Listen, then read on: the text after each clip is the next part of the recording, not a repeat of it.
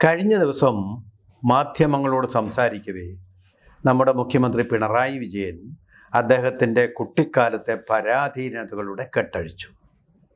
അദ്ദേഹം സ്കൂളിൽ പഠിക്കുന്ന കാലത്ത് പലപ്പോഴും ഉച്ചഭക്ഷണം കൊണ്ടുപോകാൻ നിവർത്തിയില്ലായിരുന്നു. രാവിലെ എന്തെങ്കിലും ഒരു വറ്റ് കഴിച്ചിട്ടങ്ങ് പോവും, അതുകൊണ്ട് അങ്ങ് തൃപ്തിപ്പെട്ടു പോവും, നല്ല വിശപ്പുണ്ടാകും ഉച്ചയാകുമ്പോഴേ. പക്ഷേ ആ സമയത്തൊന്നും കഴിക്കാൻ പൊതിച്ചോറോ അങ്ങനെയുള്ളതോ ഒന്നും ഉണ്ടാവില്ല. മറ്റുള്ള കുട്ടികൾ അതൊക്കെ കഴിക്കുമ്പോൾ അത് കണ്ടു നിന്നിട്ട് പോകും.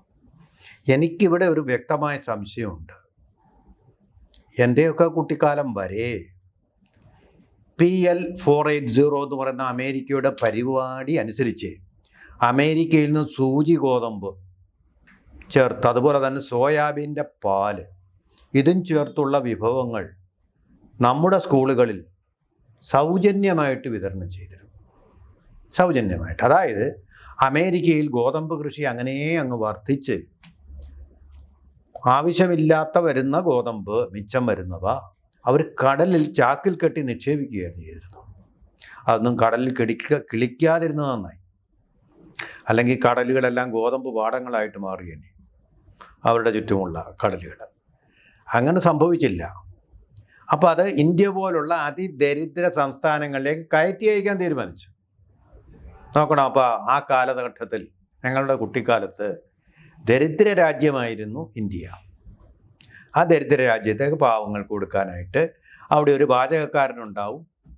ആ പാചകക്കാരൻ ഈ സാധനങ്ങൾ പാകം ചെയ്ത് കൊടുക്കും, പാലും കൊടുക്കും. പാലെന്ന് പറഞ്ഞാൽ പശുവിൻ പാലല്ല, ഈ സോയാബീൻ പാലാണ്. നല്ല പോഷകമുള്ളതാണ്. പക്ഷെ നല്ല ആരോഗ്യ ഹൈജീനിക്കായിട്ടുള്ള ചുറ്റുപാടിലാണോ അത് കിട്ടുന്നുള്ളത് ഞാൻ ഇന്നുവരെ കഴിച്ചിട്ടില്ലാത്തതുകൊണ്ട് എനിക്കറിയില്ല. കാരണം വീടിനടുത്തായിരുന്നു സ്കൂളെന്നുള്ളത് കൊണ്ട് വീട്ടിൽ വന്ന് ഭക്ഷണം കഴിക്കുകയാണ് പതിവ്. അങ്ങനെയായിരിക്കും പല കുട്ടികളും. അപ്പോൾ ഇദ്ദേഹത്തിന് വീട്ടിൽ ചെന്നാലൊന്നും ഇല്ലാത്തത് കൊണ്ടായിരിക്കും ഈ പരാധീനതയെ പറ്റി പറയുന്നത്. ശരിയാണ്. കോളേജിൽ പഠിക്കുമ്പോൾ പോലും ഒരുപാട് സഹപാഠികൾ ഇതുപോലെ ഉച്ചയ്ക്ക് ഭക്ഷണം കഴിക്കാതെ ഇരിക്കുന്നതായിട്ട് എൻ്റെ ശ്രദ്ധയിൽപ്പെട്ടിട്ടുണ്ട്. അങ്ങനെയൊക്കെയാണ് ഞാനൊരു കമ്മ്യൂണിസ്റ്റുകാരനായത്. വാസ്തവത്തിൽ സ്ഥിതി സമത്വം വരണം, എല്ലാവർക്കും തുല്യമായിട്ട് സ്വത്ത് എന്നുള്ളത് അത് വെറും ഒരു സ്വപ്നമായിട്ട് മാറി. ഇനി ഒരിക്കലും നടക്കാത്ത ഒരു സ്വപ്നമായിട്ട് മാറിയത് കൊണ്ട് മാറി ചിന്തിക്കാൻ തുടങ്ങിയത്. അങ്ങനെയാണ് സത്യം പറഞ്ഞു. ഇപ്പോഴും ആ സ്ഥിതി സമത്വം വരണമെന്നുള്ള ആഗ്രഹം, ഉത്കടമായ ആഗ്രഹം ഉള്ളിലുണ്ട്, ഒരു സംശയമില്ല. അതെന്നും ഉണ്ടാവും.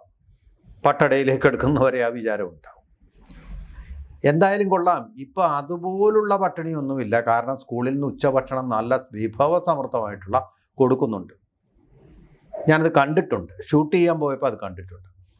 നല്ല വിഭവസമൃദ്ധമായ മഴവിൽ ആഹാരം, എല്ലാ പോഷകങ്ങളും അടക്കിയ ആഹാരം ഇപ്പം നല്ല കാര്യം തന്നെ. കാരണം ആ നിലയിലേക്ക് നമ്മൾ എത്തിയിരിക്കുന്നു. കേന്ദ്രത്തിൻ്റെ സഹായമുണ്ട് ആ പദ്ധതിക്ക്. അതവിടെ നിൽക്കട്ടെ.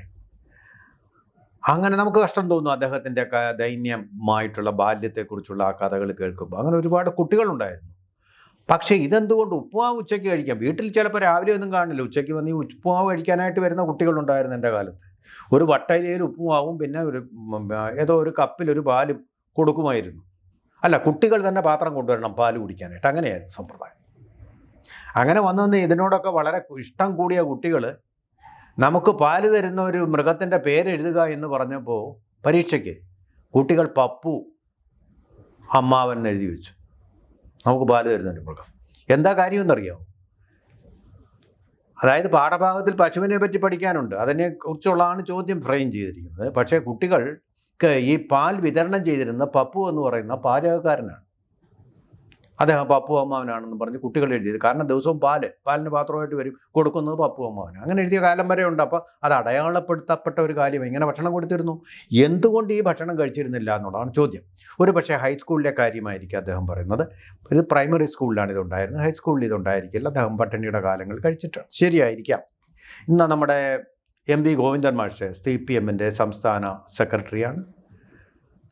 ഒരിക്കൽ പ്രധാനപ്പെട്ട ഒരു നേതാവ്, ഹർകിഷൻ സിംഗ് സുർജിത്ത് ആണോ എന്നെനിക്ക് സംശയമുണ്ട്, ആരുമായിക്കോട്ടെ, അദ്ദേഹത്തെ കാറിൽ പോവുകയാണ്. അദ്ദേഹം പ്രധാനപ്പെട്ട ഒരു നേതാവാണ്, പോളിറ്റ് ബ്യൂറോ അംഗമാണ്. ഈ ഇവിടെ സംസ്ഥാന സെക്രട്ടറി ആവുന്നതിന് മുമ്പായിരുന്നു. അങ്ങനെ യാത്ര ചെയ്ത് പോകുമ്പോൾ വഴിയരികിൽ അദ്ദേഹം കാർ നിർത്താൻ പറഞ്ഞപ്പോൾ വഴിയരികിലിരുന്ന് കല്ലടിച്ചു പൊട്ടിക്കുന്ന ചീളുകളാക്കി മാറ്റുന്നുണ്ടല്ലോ, ആ സമ്പ്രദായം ധാരാളമായിട്ടുണ്ട്. വലിയ പാറകൾ കൂടം കൊണ്ട് അടിച്ചിട്ട് ചെറിയ ചീളുകളാക്കി മാറ്റുന്നു. കെട്ടിട സാമഗ്രിയാണത്, കെട്ടിട നിർമ്മാണത്തിനും മറ്റും. അങ്ങനെ ചെയ്യുന്നിടത്താണ് നിർത്തിയത്. എന്നിട്ട് എം വി ഗോവിന്ദൻ അവരോട് പോയി സംസാരിക്കുന്നു. എന്താ അവിടെ ആരാ അത് എന്ന് ചോദിച്ചു. അതെൻ്റെ അമ്മയാണ് സാർ. അത് കഴിഞ്ഞപ്പോഴത്തേക്കും ഈ ഹർകിഷൻ സിംഗ് സൂർജിത്ത്, അന്ന് CPM-ൻ്റെ ദേശീയ ജനറൽ സെക്രട്ടറിയാണ്. അദ്ദേഹമാണോ വേറെ ഏതെങ്കിലും നേതാവാണോ അത് അപ്രസക്തമാണ്. കുറേ നേരം മൗനമായിട്ടിരുന്നു. കാരണം കണ്ണുകൾ നിറഞ്ഞു. കാരണം ഇത്ര കൂലിപ്പണി ചെയ്യുന്ന ഒരാളിൻ്റെ മകനാണല്ലോ CPM-ൻ്റെ നേതൃത്വത്തിലേക്ക് വന്നത്. അതിൻ്റെ ഒരു വിഷമം. പക്ഷെ അത് വലിയ പണക്കാരുമുണ്ട്, വലിയ പണക്കാരായിട്ടുള്ള ആൾക്കാരും ഉണ്ട്. JNU-ലൊക്കെ പഠിക്കുന്ന ആൾക്കാരൊന്നും പണമില്ലാത്ത ആൾക്കാരൊന്നും ആയിരുന്നില്ല. വലിയ പണമുള്ള വീടുകളിൽ നിന്നും അവിടെ പോയി ഹോസ്റ്റലിൽ താമസിക്കാനും യാത്ര ചെയ്യാനുള്ള പണമുള്ളവർക്ക് മാത്രമേ കഴിയുമായിരുന്നു. ഏറ്റവും വലിയ സമ്പന്നരായിട്ടുള്ള ആൾക്കാർക്കിടയ്ക്ക് ഇങ്ങനൊരു മനുഷ്യൻ എന്ന് ഉള്ള വിചാരം കൊണ്ട് തീർച്ചയായിട്ടും സ്നേഹമുള്ളവരാണ് കമ്മ്യൂണിസ്റ്റുകൾ. അവരുടെ നയം മാത്രമാണ് തെറ്റിപ്പോൾ. അന്നത്തെ കമ്മ്യൂണിസ്റ്റുകളാണ്. ഇപ്പം അതൊക്കെ ആകെപ്പാടെ അഹന്തയും ധാർഷ്ട്യവും ഒക്കെ ആയിരുന്നു മാറിയെന്ന് ഇപ്പോൾ പറയുന്നത്. സച്ചിദാനന്ദനാണ് അവരുടെ പാർട്ടിയുടെ ഭാഗമായിട്ടുള്ള ആൾ തന്നെയാണ്. അവരുടെ ഇടതുപക്ഷ സഹയാത്രികൻ BJP-യുടെ കടുത്ത ശത്രുവുമായിട്ടുള്ള സച്ചിദാനന്ദൻ. ഇവിടെ പക്ഷേ മറ്റൊരു കമ്മ്യൂണിസ്റ്റുകാരനും കൂടി ഒരു കാര്യം ചൂണ്ടിക്കാട്ടി. ഇദ്ദേഹം ഒരിക്കൽ ഈ തെരഞ്ഞെടുപ്പിനോട് അനുബന്ധിച്ച് ജാഥകളുണ്ടാവില്ല. ആ ജാഥയിൽ ക്യാപ്റ്റൻ ഇപ്പോഴും തുടങ്ങിക്കഴിഞ്ഞു. പിന്നെ K മാണിയുടെ മകൻ്റെ നേതൃത്വത്തിൽ, ജോസ് മാണിയുടെ നേതൃത്വത്തിൽ ഇപ്പം മധ്യ കേരള ജാഥ നടക്കുന്നു. അങ്ങനെ 2 വശത്തും 3 ഘട്ടങ്ങളായിട്ടുള്ള യാത്രയാണ്. കാരണം ഈ വെയിലത്തും പൊടിയത്തും ഒക്കെ ധാരാളമായിട്ട് യാത്ര ചെയ്യാൻ ഒരു നേതാവിന് മാത്രം വലിയ ക്ഷീണമായതുകൊണ്ട് 3ആയിട്ട് ഡിവൈഡ് ചെയ്ത് യാത്ര ചെയ്തുകൊണ്ടിരിക്കുക. നടക്കട്ടെ. അപ്പോൾ പിന്നെ ഇതിൽ വൈസ് ക്യാപ്റ്റനായിട്ട് പിണറായി വിജയൻ ക്യാപ്റ്റനായിട്ട് കലയിൽ ഇങ്ങനെ തൊപ്പിയൊക്കെ വെച്ച് കേരളത്തിൻ്റെ ക്യാപ്റ്റനായിട്ട് ഇങ്ങനെ പോവുകയാണ് ജാഥയിൽ. Vice ക്യാപ്റ്റനായിട്ടുണ്ടായത് C. ദിവാകരനാണ്. ആ ജാഥയിലെ ഒരു അനുഭവം അദ്ദേഹം പങ്കുവച്ചു. അപ്പോൾ ഈ പരാധീനതയുള്ള കുട്ടിക്കാലവുമായിട്ട് നമ്മൾ